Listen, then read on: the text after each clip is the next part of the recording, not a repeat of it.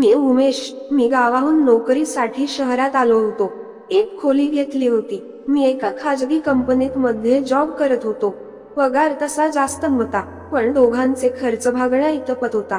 माझी जॉब सकाळी 9:30 ते संध्याकाळी 6 पर्यंत होती.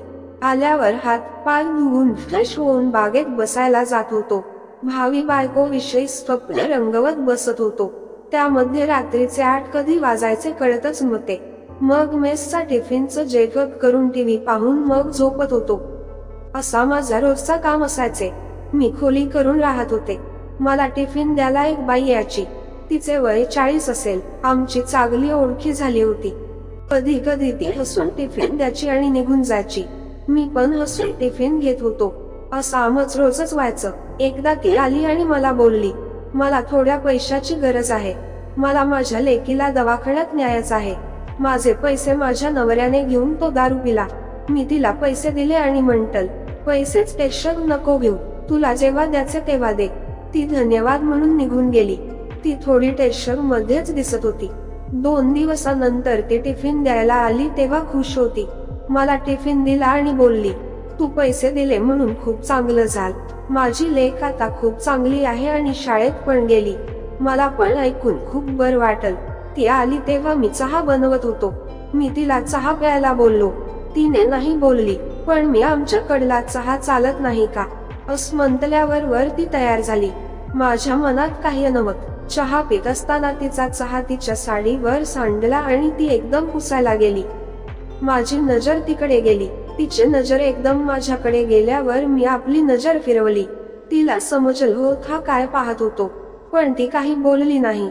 माझ्या पण मनात काही नव्हतं, पण त्यानंतर माझ्या मनात अनेक विचार येऊ लागले होते. आमचं बोलणं आता वाढलं होतं. आमच्या गप्पा गोष्टी सुरू झाल्या होत्या.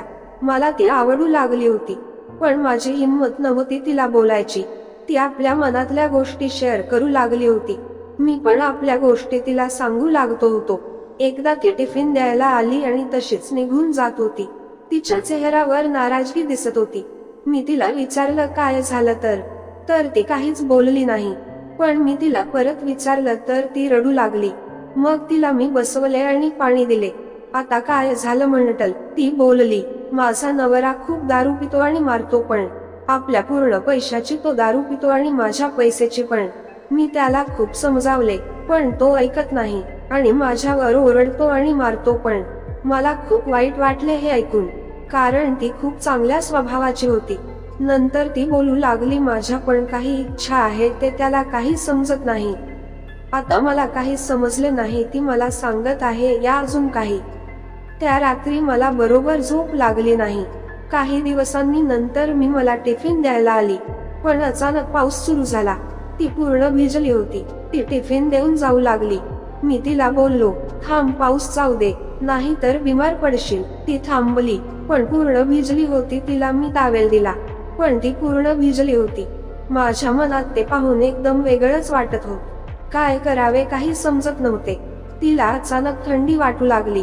तिला मी आपले कपडे घालायला दिले, कारण माझ्याकडे दुसरे कपडे होते नाही. पण तिला खूप थंडी वाटू लागली होती. माझ्याकडे काही उपाय नव्हता. मी तिला जवळ जाऊन गरमावत दिले. आता तिला खूप बरं वाटून लागल, पण मला आता काही सहन होत नव्हतं.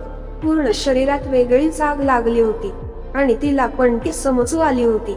आणि थोड्या वेळात एकदम मी खूप जवळ, पण ती काहीच बोलली नाही. तिला पण जस्ट या क्षणाची वाट होती. मी जे करत होतो त्यामध्ये ती प्रतिसाद देऊ लागली आणि काही वेळात सर्व शांत झालं आणि पाऊस पण थांबला. तिला मी विचारलं, तिला काही वाईट तर वाटत नाही ना?